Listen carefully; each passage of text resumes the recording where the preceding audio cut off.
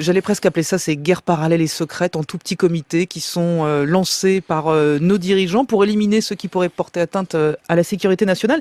Et ce qui est finalement très étonnant, vous commencez par là, c'est que François Hollande apparaît comme sans état d'âme, assez va-t-en-guerre finalement dans son genre. En tout cas, il use depuis son arrivée au pouvoir de ce genre de choses, donc des assassinats ciblés. Oui, c'est une des grandes découvertes de mon enquête que j'ai démarrée avant qu'il soit élu, donc il y a plus de 3 ans. Et puis au fur et à mesure que j'avançais dans l'enquête, le recoupement des faits, l'accumulation des faits, la recherche de témoins importants, eh bien je me suis rendu compte qu'effectivement, François Hollande était de tous les présidents de la République, de la Ve République, probablement celui qui assume le plus en secret des opérations clandestines. Alors, elles peuvent être de plusieurs natures, pas que des assassinats ciblés, bien sûr, mais aussi des assassinats d'opérations spéciales. On parle d'opérations spéciales, on parle de guerres qui sont larvées souvent, non pas toujours déclarées, sur des terrains qui peuvent être évidemment celui de l'Afrique, du Moyen-Orient. Évidemment, le principal motif, c'est la lutte contre le terrorisme. Et vous dites même qu'il a une liste de noms qui est quasiment à portée de main. Il y a du monde sur cette liste-là. Ils sont que 4, à savoir d'ailleurs qui sont les noms à l'intérieur. Et c'est jamais très loin de lui, ça.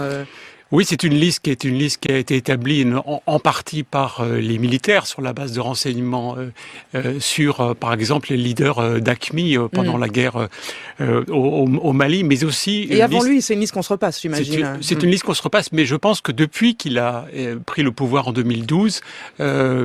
du fait de son tempérament, qui est peut-être plus guerrier qu'on ne le croit, plus va-t-en-guerre, du fait de son entourage, notamment son chef d'état-major particulier, qui est un général extrêmement que vous le qualifiez de voilà, vous employez le mot faucon. Ouais. Voilà, on pourrait presque penser d'ailleurs qu'il y a une espèce de dérive quasiment néoconservatrice dans le pouvoir actuel. Au sens américain, vous voulez dire? Au sens américain, tout à fait. Il y a d'abord les mots employés, la guerre globale contre le terrorisme, un certain nombre d'amalgames qui peuvent être faits, et puis on l'a vu évidemment de manière visible lors de l'opération Serval au Mali, carrément des consignes extrêmement dures.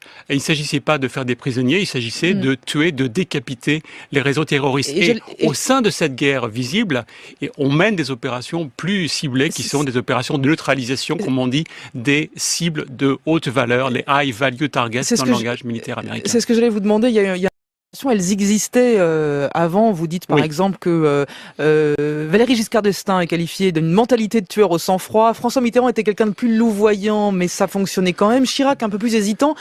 Ces opérations sont reparties sous Nicolas Sarkozy et sous François Hollande encore plus. C'est ce que vous dites. Est-ce que c'est une question de personne ou une question de contexte?